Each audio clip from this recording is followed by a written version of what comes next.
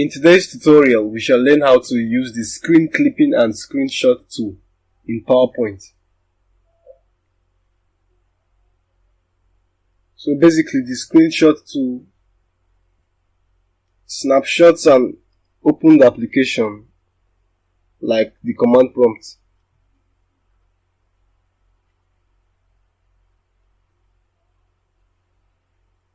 So search it here. Okay, no. Just have to open it. Yep. So this is it here. It snapshots the window as a picture.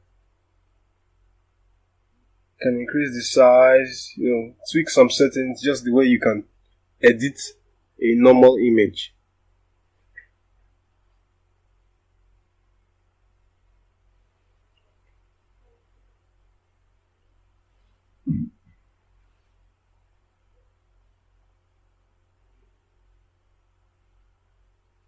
And then we use the screen clipping tool, which basically allows you to manually select an area of the screen that you want to snapshot.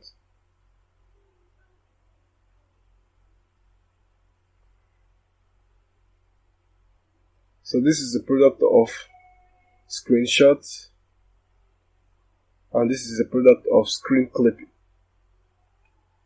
So hope you learned something new.